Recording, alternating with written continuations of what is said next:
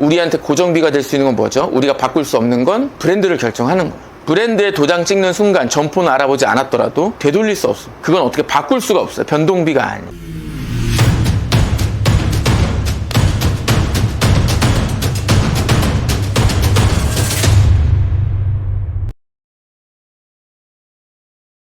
네, 반갑습니다. 인싸맨입니다. 오늘 이제 신청하신 분들이거든요. 지금 주무시다가 방금 일어나셨다. 왜 지금 갑자기 외근이 생겼다. 이런 상황입니다. 그래서 오히려 저는 조금 잘 된 것 같아요. 보통은 프랜차이즈 본사에서 많은 이 브랜드 설명회를 사무실이나 이렇게 막 강남역이나 막 이런 곳에서 합니다. 근데 오늘 이 자리에서 한 거는 좀 여러분들이 오실 때 불편하셨을지도 몰라요. 그런데 그냥 있는 그대로 이 공간에서 굳이 여기서 저희가 녹음꼬치 매장 중에서도 막 고매출인 매장, 또 여기가 매출이 적다는 얘기는 아니지만 또 엄청 큰 매장, 이런 식으로 폼을 잡지 않아도 있는 그대로의 공간에서 여러분들께 있는 그대로의 이야기들을 전해드리면 어떨까 하는 생각에서 왔는데, 사실 오늘 폭염 경보에 막 난리 아주 지금. 그래서 저는 저만 올 줄 알았어요. 우리 본사 직원분들도 안 오실 줄 알았거든요, 폭염 때문에. 어쨌든 와주셔서 감사드리고, 순서를 조금 말씀드리면 제가 기본적으로 여러분들께 조금 도움되실 수 있는 부분들을 한 30분 정도 미니 특강이라는 이름으로 좀 소개를 해드리고요. 그리고 잠깐 쉬고 Q&A 토크. 오늘 박찬호를 능가하는 투머치 토커로서의 오늘 있는 그대로 좀 여러분들 궁금하신 부분들을 좀 그대로 응답을 해드리려고 합니다. 그래서 사실은 저도 현직에서도 설명회를 많이 직간접 경험을 했고 그렇지만은 이렇게 약간 캐주얼하게 하는 브랜드들이 없어요. 지금 여기서 맥주만 딱 들어가면은 지금 끝나는 거거든요. 지금 남맥 하시는 겁니다. 그래서 편하게 즐겨주셨으면 좋겠고, 녹음꼬치가 여기 이제 그 시간이 끝나면 가맹계약서 도장 안 찍으시면은 문 걸어 잠그고 못 나가신다, 뭐 이런 게 아닙니다. 그렇기 때문에 오늘 걱정을 조금 안 하셔도 되겠다라는 말씀을 드리고 싶습니다. 저는 외식 프랜차이즈 현업에서 좀 오래 시간을 보내고 지금은 이제 프랜차이즈 창업을 쉽게 풀어내는 크리에이터 또 커뮤니케이터로서의 역할을 하고 있습니다. 요 페이지 시작하기 전에 미리 말씀드리지만 지금 음료가 어떤 게 나간 거죠? 얼그레이 노알콜 하이볼. 네, 얼그레이 노알콜 하이볼인데, 만약에 내가 대중교통을 타고 왔는데 만약에 지금 이 분위기에서 내 식도로 맥주가 이거 꼭 들어가야 된다. 지금 맥주 가능합니까? 네. 요렇게 편하게 보시면 될 것 같습니다. 제가 녹음꼬치 이 토크 콘서트를 진행한다고 해서 녹음꼬치에서 따로 뒤에서 얘기를 듣고 이런 얘기를 해줘, 저런 얘기는 하지 말아줘, 이런 거 전혀 없습니다. 아바타로 온 건 아니고요. 근데 이제 대신 제가 4년 정도 녹음꼬치를 봐왔기 때문에 누구보다도 녹음꼬치의 성장 과정들, 브랜드 포인트를 잘 알고 있어서 그런 인연으로 오늘 행사를 진행했다라는 거 미리 말씀을 드리고, 여러분들이 들으시고 있는 그대로 판단하시면 되고, 오늘 하나라도 얻어가시면은 그냥 여러분들은 오늘 분명히 시간을 투자하시기를 잘했다라는 생각이 들 겁니다. 자, 우리 그 공정거래위원회 정보공개서에 등록된 정보공개서 혹시 몇 개인지 아시는 분? 네, 맞았습니다. 눈으로 지금 말씀하신 거 맞았어요. 거의 13,000여 개가 가까이 있는데, 이 중에 외식 프랜차이즈 그 브랜드들이 80%가 넘습니다. 그리고 그 중에서도 카테고리가 주점으로도 이렇게 분류가 되는 프랜차이즈 브랜드가 여러분들 뭐 놀라실 수도 있고 아닐 수도 있는데 정확하게 494개. 그러니까 만약에 우리가 주점을 관심이 있어서, 호프집이 관심이 있어서, 이자카야에 관심이 있어서 오셨다라고 하면 결국은 우리의 선택은 494분의 1의 선택을 하는 거거든요. 그래서 그런 포인트에서 보면은 요 공식이 성립이 되느냐 안 되느냐에 대해서 여러분들이 일단은 기준을 잡고 가시는 게 저는 되게 중요하다라는 생각을 합니다. 사실은 최근에 보면은 올해 뭐가 많이 보이죠? 이자카야가 많이 보일 겁니다. 저가 생맥주가 또 많이 보일 거고, 일본어로 도배된 것들 많이 보일 텐데, 그러면은 이 이자카야 창업이 유행 아이템이냐. 근데 사실은 이자카야 창업이라는 키워드를 네이버에서 최근 1년간 이 트렌드를 놓고 보면은 거의 변함이 없거든요. 이게 정말 유행 아이템이고 요때 팍 치고 올라간다 그러면은 우상향 그래프가 이렇게 나와야 되는데, 지금 여러분 보시는 것처럼 이자카야 창업은 근래의 어떤 뭐 저가 생맥주나 이런 걸 보실 게 아니라 우리가 꽤 오래전부터 우리의 뇌리 속에 있었던 투다리, 간이역, 뭐 이런 선술집을 보시는 컨셉이 맞다. 그러니까 일본식 술집이잖아요. 우리가 아마 들어온 게 90년대에 거의 로바다야끼로 거의 이제 이자카야가 이제 들어오기 시작했는데, 지금은 되게 다양하죠. 이자카야 중에서도 해산물 중심으로 가는 데도 있고, 완전히 백화점으로 가는 데도 있고, 대규모로 가는 데들도 있고, 뭐 그렇습니다. 중요한 건 그 이자카야 창업을 막연하게 유행으로만 하지 않으셨으면 저는 좋겠다라는 좀 그런 생각이에요. 물론 최근에 일본 여행을 더 많이 사람들이 가면서, 이 작년에 보니까 2023년에 일본에 다녀온 여행객, 그러니까 외부인 수의 30%가 우리나라 사람이었다고 합니다. 거의 296만 명 정도. 제가 이렇게 어떻게 숫자를 잘 이게 약간 우구심으로 지금 보시는 것 같아서, 커닝 페이퍼가 있어요. 네, 어쨌든 그렇습니다. 그래서 저는 우리가 창업 비용이라든지 우리가 준비되어 있는 상황, 우리 뭐 집, 거주지, 내 성격, 여러 가지 어떤 창업의 요소들이 있지만, 지금 이 모니터에서 보시는 좌측, 그러니까 우리가 이자카야가 유행하고 어떤 대형 주점이 유행하는 것들은 보통 타깃을 MG로 압축해가는 경우가 상당히 많습니다. 그러니까 저 같은 나이가 들어가기도 약간 애매하죠. 용기가 필요한 그런 주점들, 또 이자카야 브랜드들도 많이 보이는 게 사실입니다. 또 그런 브랜드들은 들어갈 때들이 다 정해져 있어요. 그래서 사실 이런 상권에 들어오기가 되게 어렵죠. 근데 그런 상권에 들어가려면 투자비가 곱하기 2가 됐든 정말 많은 비용을 우리가 투자를 해야 된다라는 리스크가 있습니다. 그리고 우측을 보시면은 이제는 좀 약간 이런 녹음꼬치 컨셉과 같은 그런 어떤 컨셉인 거죠. 일단은 타겟 범위가 되게 넓다라는 부분들, 또 그리고 그것은 무엇을 의미하냐. 우리가 우리 집 근처 꼭 상업지나 오피스가 아니더라도 우리가 출점할 수 있는 여지, 그리고 지금 여기도 마찬가지. 여기 몇 평이죠? 여기가 한 13평 정도. 네, 13평짜리 매장이거든요. 여기서도 지금 홀과 주방 이렇게 매장이 구현이 될 수 있다 라는 게, 사실은 우리가 만약에 처음 창업을 한다, 근데 처음부터 중대형으로 덤빈다? 그럼 뭐 매출이 많이 나오면 많이 나오는 대로 막 돈만 벌 것처럼 창업 광고는 얘기하지만, 그 매장을 운영할 수 있고 관리할 수 있는 우리의 준비가 안 돼 있거든요. 직원 관리도 이거 못하면 너무 힘듭니다. 그래서 그런 쪽으로의 어떤 소형 선술집으로서의 포인트, 그러니까 이 두 개로 되게 갈리는 것 같아요. 그래서 요거를 여러분들이 잘 참고를 하시면 좋을 것 같고, 제가 간단하게 이자카야 창업의 창업 체크 포인트를 여러분들께 짚어드리도록 하겠습니다. 저는 맥주 안 주시나요? 맥주 드릴까요? 농담입니다. 네. 저는 노후코치 혼술을 자주 하러 가거든요. 진짜로, 실제로. 일단 소비자 관점에서 중요한 포인트는 동네 로컬 이자카야 매장이 은근히 많습니다. 개인 점포가 되게 많아요. 아까 제가 이자카야 종류도 되게 다양하다 그랬잖아요. 근데 아쉽지만 저희 동네에도 마찬가지로 금방 되게 화려하게 생겼다가 금세 지는 매장들 되게 많거든요. 그러니까 보면은 외관은 되게 화려한데 내부에 갔을 때 가격대가 이거 뭐지? 약간 이런 데들도 있고, 컨셉이 되게 주거단지의 손님들을 상대하는 컨셉이 아니에요. 메뉴 전략. 그러니까 이런 식으로 엇박자가 많이 나는 그런 개인 로컬 브랜드나 프랜차이즈 브랜드들이 있는데, 일단 컨셉이 되게 중요하다. 외부에서 일단 들어오게끔 하는 컨셉. 그리고 한 번 들어오고 안 오면 땡이거든요.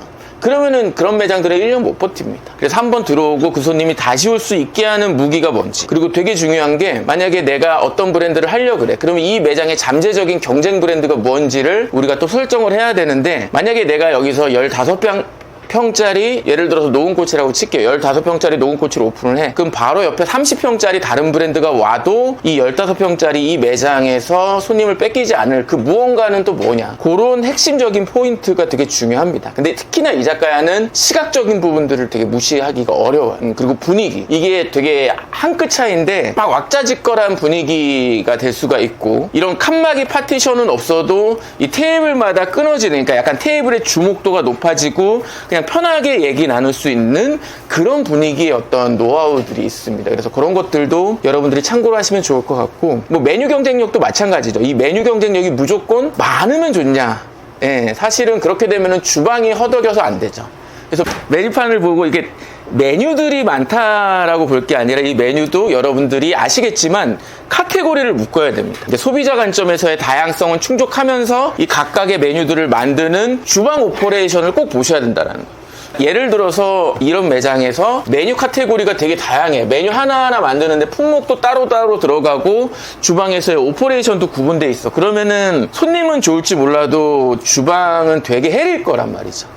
그런 포인트들도 여러분들이 잘 가져가셔야 되고, 일단 뭐 리뷰나 이런 것들은 요즘에 워낙 네이버 플레이스를 통해서 많이 확인할 수가 있습니다. 그런 어떤 소비자 관점에서의 체크가 필요하고요. 가맹점을 내가 창업을 하려고 한다. 그럼 또 마찬가지죠. 투자비를 우리가 안 볼 수가 없습니다. 그래서 내가 몇 평의 매장을 구할 수 있느냐부터 봐야 되는 게임이기 때문에 내 자금 사정, 그리고 내가 들어가고자 하는 그 상권 안에서의 어떤 뭐 임차 시세 이런 것들을 보고 이게 매칭이 되는지를 보셔야 될 거고요. 그리고 우리 우리 예를 들어서 주점에 올 수 있는 소비자들의 어떤 타깃이 내가 들어가고자 하는 상권, 그리고 내가 하고자 하는 브랜드와 맞는지도 보셔야 되는 거죠. 그리고 되게 중요하지만 보이지 않는 주방에서의 오퍼레이션. 보통은 그 이자카야 매장들이 메뉴가 많지만 되게 단촐합니다. 오퍼레이션들이. 보통은 그런데 이게 손님 그냥 좋자고 메뉴를 너무 펼쳐서 출시를 해버리면 진짜 힘들거든요. 그래서 여러분들이 창업자로 만약에 이제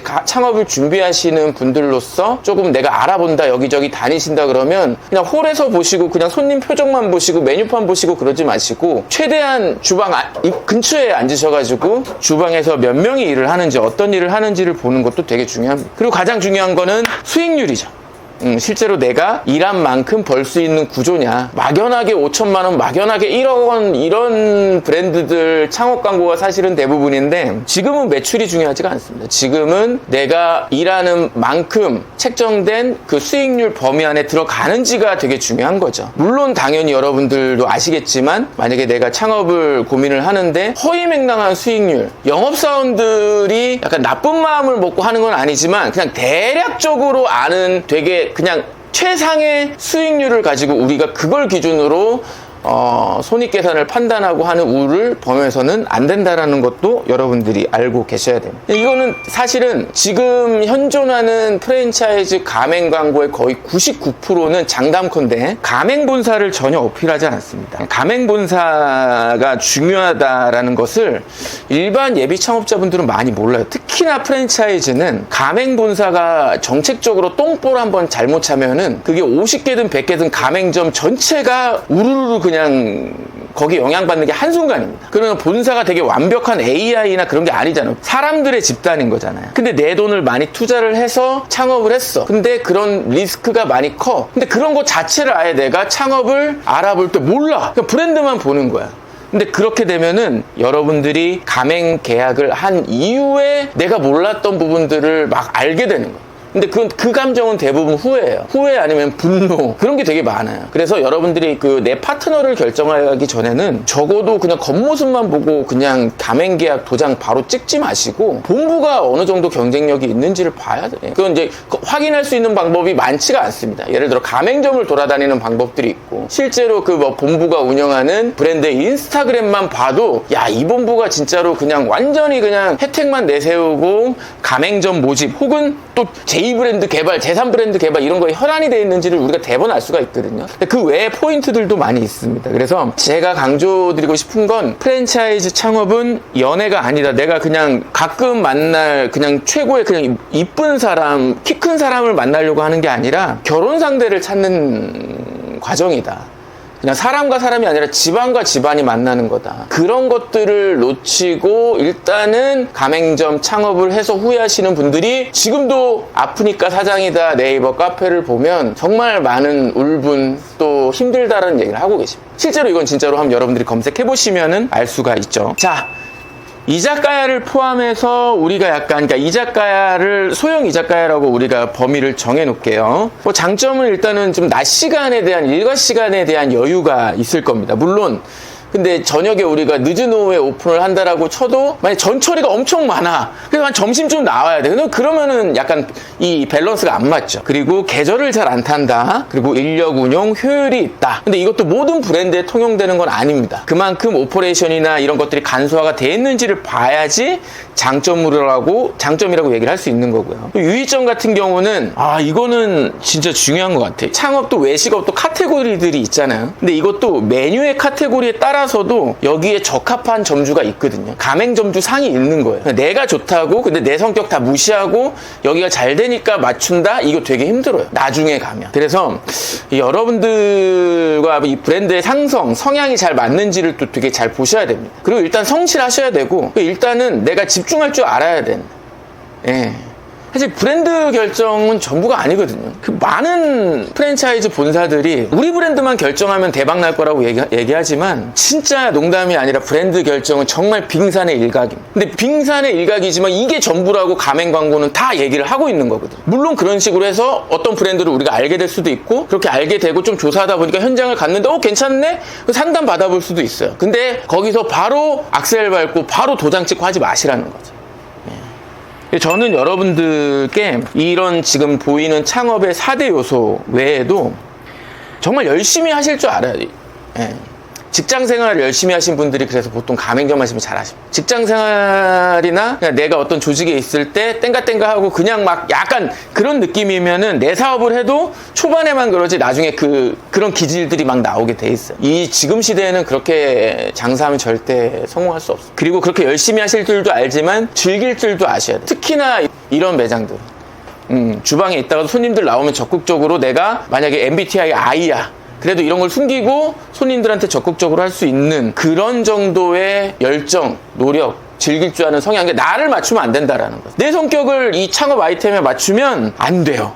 그래서 그런 것들을 여러분들이 잘 가면을 쓰셔야 된다. 그래서 어떤 브랜드를 내가 창업을 해야 될까? 물론 내가 창업을 어느 정도 올 하반기나 아니면 내년 상반기나 결심을 했기 때문에 아니면은 좀 긴 롱텀으로 여러분들이 알아보시려고 사실은 이 더운 날 여기 오신 거잖아요. 그러면 정말 제가 당부드리고 싶은 건 어떤 브랜드를 결정할지에 여러분들의 에너지를 90% 100% 쓰지 마시고 어떤 브랜드를 결정할지도 되게 중요하지만 한 나머지 50%는 어떤 브랜드를 어떻게 운영할 건지를 여러분들이 지금부터 준비를 하셔야 된다. 브랜드가 밥 먹여주지 않습니다. 판은 깔아줄 수 있죠. 근데 그 안에서 진짜 브랜드만 믿으면 안 돼. 여러분들 스스로 마케팅, 예를 들어 네이버 플레이스, 당근 비즈 프로필, 네이버 영수증 리뷰 받는 방법들 여러분들이 마음만 먹으면 지금 네이버 플레이스만 봐도 이 지금 상인역 주변에 정말 잘 나가는 매장들의 네이버 플레이스 리뷰나 마케팅의 방법들을 여기서 체득하고 가실 수가 있습니다. 그런 식으로 여러분들이 지금부터 브랜드 고르는 데만 몰두하지 않으셨으면 좋겠다. 그리고 많은 분들이 후회하시는 것 중에 하나가 내가 눈에 콩깍지가 끼어 있으면 주위 사람들 얘기 안 들어오거든요. 이거는 마음이 조급해지고 내가 창업하는 시간이 임박해지면 경력자도 마찬가지. 이 외식 프랜차이즈 다니던 사람들도 마찬가지로 자기의 어떤 생각의 확신의 프레임에 갇혀버립니다. 그럴 때 한 번 더 브레이크 거시고 한 번 더 돼지 뽑으시는 게 되게 중요하다. 그리고 입지 잘 보시는 것들도 중요하고요. 그리고 이 고정비 마지막 세 번째가 되게 중요한데 우리가 만약에 매장을 차리면은 가장 핵심적인 고정비가 뭐가 있죠? 덩어리 큰 게?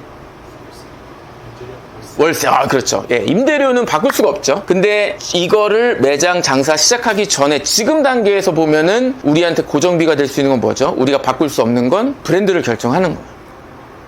브랜드에 도장 찍는 순간 점포는 알아보지 않았더라도 되돌릴 수 없어. 그건 어떻게 바꿀 수가 없어요. 변동비가 아니에요. 그게 고정비가 되기 전이 지금이 되게 골든타임이다. 여러분들 그래서 저는 오늘 정말 많은 질문 적으셨으면 좋겠어요. 많이 물어보셨으면 좋겠습니다. 많이 드셔보시고 메뉴 막 보시고 막 많은 것들을 여러분들이 오늘 최대한 알고 가시면 좋을 것 같아요. 아마 노은코치 대표님도 마찬가지로 그 얘기를 하시겠지만 안 하셔도 됩니다. 노은코치 안 하셔도 돼요. 근데 오늘 여러분들이 얻고 가시는 거는 저는 이거는 유튜브 채널에서 찾으실 수도 있겠지만 저는 되게 거의 없다고 봐요. 그래서 오늘 정말 어려운 시간 할애해 주신 만큼 궁금한 것들 지금 메모장에다가 물어보시고 적어주시고 이따가 또 그냥 궁금하신 것들은 막 물어보시면서 여러분들이 오늘 이 자리에 나가실 때 오길 잘했다라는 생각을 꼭 하고 가셨으면 좋겠습니다. 자, 지금까지 인싸맨이었습니다. 감사합니다. 네.